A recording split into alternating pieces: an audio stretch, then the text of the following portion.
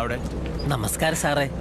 Committee മീറ്റിങ്ങുകളുടെ ഓരോ തിരക്ക് കാരണം 3-4 ദിവസം പഞ്ചായത്ത് ഓഫീസിലേക്കൊന്നും വരാൻ പറ്റിയില്ല. സാറിന് സുഖം തന്നെയല്ലേ? അല്ലെങ്കിൽ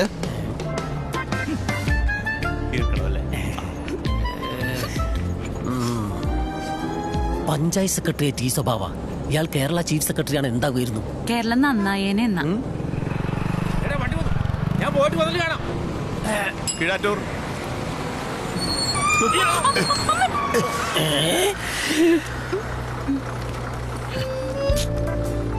പിടിക്കാൻ കമ്പി ഉണ്ടായിരുന്നു.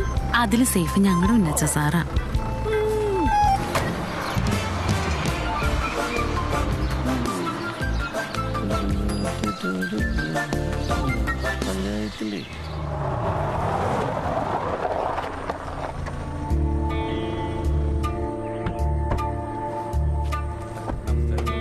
നമസ്കാരം.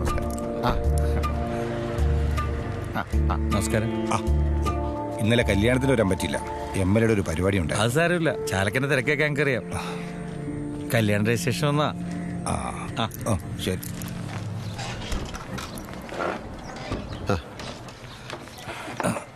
പിന്നെ രാവിലെ ബ്ലോക്ക് പഞ്ചായത്തിൻ്റെ ഒരു കാർഷിക സെമിനാർ, അതിനുവേണ്ടി പോകുന്ന വഴിയാ.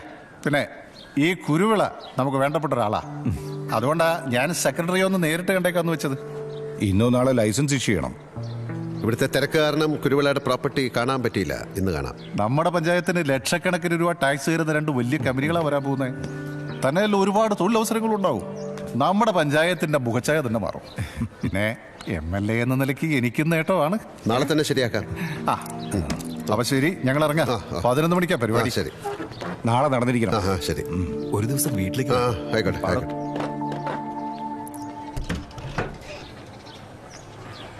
ശരി. പഞ്ചായത്ത് കമ്മിറ്റി കഴിഞ്ഞിട്ട് നമുക്ക് കുരുവിളയുടെ പ്രോപ്പർട്ടി വരെ ഒന്ന് പോകണം. ശരി സർ. ഇതിൽ ചാലക്കൻ എന്താ റോള്? സിമ്പിൾ. പണത്തിനും ഇത് ചാലക്കനും പറക്കും. പ്രത്യയശാസ്ത്രം മറക്കും. സാറിനറിയോ, ഈ പഞ്ചായത്തിൽ ഇപ്പൊ എന്ത് നടക്കണം തീരുമാനിക്കുന്നത് ചാലക്കനാ. നമ്മുടെ ചായക്കടക്കാരൻ പ്രഭേട്ടൻ പുതിയ കസേര മേടിച്ചിട്ടിരിക്കുക. തോറ്റ പ്രസിഡന്റ് ഇരിക്കാൻ. പാർട്ടിയും അതിനെ കാണുന്നില്ല. ചാലക്കൻ തോറ്റതോ 5 വോട്ടിന്. അതുകൊണ്ട് ചാലക്കൻ ഈ കസേരയിലിരുന്ന് ഈ പഞ്ചായത്ത് ഭരിക്കും. ചാലക്കൻ ഇങ്ങനെ പിൻസി ഡ്രൈവ് ചെയ്യാൻ വേണ്ടിയാണ് നട്ടലും വിവരമില്ലാത്ത തിലോത്തമനെ പിടിച്ച് പ്രസിഡന്റ് ആക്കിയത്. ഇന്ന് രാവിലെ പല്ലാരമ്പറ്റ ഹയർ സെക്കൻഡറി സ്കൂളിൽ നിന്ന് ഫാദർ പുളിക്കം വിളിച്ചിരുന്നു. എന്തിനു ബാബു? സ്കൂളിന്റെ സിൽവർ ജൂബിലിയാണേ. സ്വാഗത സംഘം രൂപീകരിക്കണം. അതിന് 10-ാം തീയതി ഉച്ചയ്ക്ക് 2 മണിക്ക് മീറ്റിംഗ് ആണ്. പഞ്ചായത്ത് പ്രസിഡന്റ് ആണ് അധ്യക്ഷൻ. ഞാൻ പോകത്തില്ല ബാബു. അയ്യോ, പോയേ പറ്റൂ. വേറെ ഒന്നും കൊണ്ടല്ല ബാബു, ഞാനൊരു ഹൃദ്രോഗിയാണെന്നുള്ള കാര്യം മാത്രം മറക്കരുത്. ഒറ്റ അറ്റാക്കിൽ 2 തുളയാ. അച്ഛന്റെ സാറന്മാരുടെ മുന്നിൽ നിന്ന് പ്രസംഗിച്ചാൽ എന്റെ മുട്ടടിക്കും, ബോധം കെട്ട് വീഴും, ചിലപ്പോ ആശുപത്രിയിൽ വരെ ആകും. പിന്നെ ഒറ്റ വകയേ ഉള്ളൂ. എന്താ ബാബു? അന്ന് രാവിലെ ഹോസ്പിറ്റലിൽ അഡ്മിറ്റ് ആവുക. ഉച്ചയ്ക്ക് ഞാൻ വിളിച്ച് പറഞ്ഞോളാം പ്രസിഡന്റ് അറ്റാക്ക് വന്ന് ഹോസ്പിറ്റലാണ്. അയ്യോ, അത് വേണ്ട ബാബു, പനിയെന്ന് പറഞ്ഞാൽ മതി ബാബു. അവര് പേടിക്കട്ടെ. നേരം വെളുക്കുന്ന മുതൽ വിളിയല്ലേ. ഉദ്ഘാടനം, അനുമോദനം, അനുശോചനം, ആദരാഞ്ജലി, കല്ലിടൽ, പേരിടൽ. എഴുത്തും വായനയും അറിയാത്ത ഞാൻ എങ്ങനെ പ്രസംഗിക്കാനാ ബാബു? ഇങ്ങനെ പോയാൽ ആശുപത്രിയിൽ സ്ഥിരമായിട്ടൊരു കട്ടിൽ പറയായിരിക്കും നന്നാവുക. ആണോ? പിന്നെ ഇന്ന് കമ്മിറ്റിയില് പഞ്ചായത്തിലൊരു ജനറേറ്റർ വാങ്ങുന്ന കാര്യം തീരുമാനം എടുക്കണം. വിഷയം പ്രസിഡന്റ് അവതരിപ്പിക്കണം. ഞാനോ? ബാബു എഴുതരും, പഠിപ്പിക്കും. ജലജ ബിന്ദാകും. താങ്ങുന്ന കാര്യം ഞാൻ ഏറ്റു. എനിക്ക് ഡൗട്ടുണ്ട്. ഒരു ഡൗട്ടും വേണ്ട, താങ്ങിയിരിക്കും. ആണ്. പ്രസിഡന്റ് 12:30 തുടങ്ങണം. അവിടെ അവനാണ് എണീറ്റ് നിൽക്കേണ്ടത്. പക്ഷെ അവൻ നിൽക്കല്ലേ. കൊണ്ട് പിന്നെ പ്രഭേട്ടാ, നിങ്ങൾ ചെയ്തത് ശരിയായില്ല കേട്ടോ. എന്ത്? ഈ ചാലക്കിന് ഇവിടെ കസേര ഇട്ട് കൊടുത്തത് എന്തിനായിരുന്നു? അതെന്താ റജി? ജാതിക്കും മതത്തിന് അതീതമായിട്ട് കുറച്ച് ചായക്കടകൾ കൂടിയേ നമ്മുടെ നാട്ടിൽ ബാക്കിയുള്ളൂ. നിങ്ങളൊക്കെ കൂടി അതില്ലാതാക്കരുത്. ഇരുട്ടിലാണ് നമ്മുടെ പഞ്ചായത്ത്, വെളിച്ചം കൊണ്ട് വരണ്ടേ. അതുകൊണ്ടാണ് ഒരു ജനറേറ്റർ വാങ്ങാൻ ഭരണസമിതി തീരുമാനിച്ചത്. അതും ഓട്ടോമാറ്റിക്. കറണ്ട് പോയത് പോലും നമ്മളറിയില്ല. ഫാനുകൾ താനേ കറങ്ങും, ബൾബുകൾ താനേ തെളിയും. ഈ ജനറേറ്റർ ഊമയായിരിക്കും. Silence please. സൗണ്ട്ലെസ് ജനറേറ്റർ ആയിരിക്കും. അതാണോ? ഇതിനൊക്കെയുള്ള ഫണ്ട് നമ്മൾ ഈ ചെറിയ പഞ്ചായത്തിൽ ഉണ്ടാവും സെക്രട്ടറിയെ. അത് തന്നെ. പ്ലാൻ ഫണ്ടിൽ നിന്ന് ഓഫീസിന്റെ മെച്ചപ്പെട്ട പ്രവർത്തനങ്ങൾക്ക് ഫണ്ട് അനുവദിക്കാവുന്നതാണ്. അങ്ങനെ പറഞ്ഞു കൊടു സെക്രട്ടറി.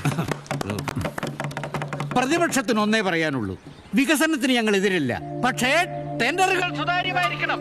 പൊതുജനങ്ങൾക്ക് അത് ബോധ്യപ്പെടണം. അഴിമതി നടക്കരുത്. എന്നാ മനോഹരം പിള്ള ചേട്ടൻ ഒരു കാര്യം ചെയ്യും, ഈ ടെൻഡറുകൾ ഇരിക്കുന്ന കൂട്ടത്തിൽ ചേട്ടനും കൂടെ ചെന്നിരുന്നു. സമാധാനമായല്ല. എത്രയൊക്കെ ബഹളം ഉണ്ടാക്കിയാലും ഞാനിരിക്കുന്ന ഈ കസേരയിൽ ഇരിക്കാന്ന് വ്യാമോഹിക്കണ്ട. എന്റെ സ്വഭാവം വീട് പ്രസിഡന്റ് പിന്നെന്തോന്നു, ഞാൻ വെറും ചന്തയാണ്. അതറിയാലോ. പിന്നെ പ്രതിപക്ഷം നിൽക്കേണ്ട സ്ഥലത്ത് തന്നെ നിൽക്കണം. നമ്മുടെ പയ്യൻ കലക്കാണല്ലോ ചാലക്ക. ചാലകന്റെ കയ്യിലൊന്ന് ഏത് കരിക്കട്ടയും കൽക്കണ്ടോന്ന് മനസ്സിലായില്ലേ? അത് മനസ്സിലായി. കിള്ളിത്തറ മുതൽ കുരിശടി വരെയുള്ള 12 കിലോമീറ്റർ ടെൻഡറിൽ അഴിമതി നടന്നിട്ടുണ്ട്.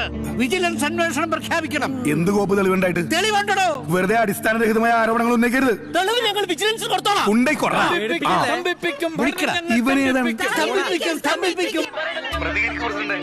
അഴിമതിയാണ്, അഴിമതിയാണ്, ഭരണം മുഴുവൻ അഴിമതിയാണ്. അഴിമതി വീര പ്രസിഡന്റ് രാജിവെച്ച് പുറത്തു പോകും.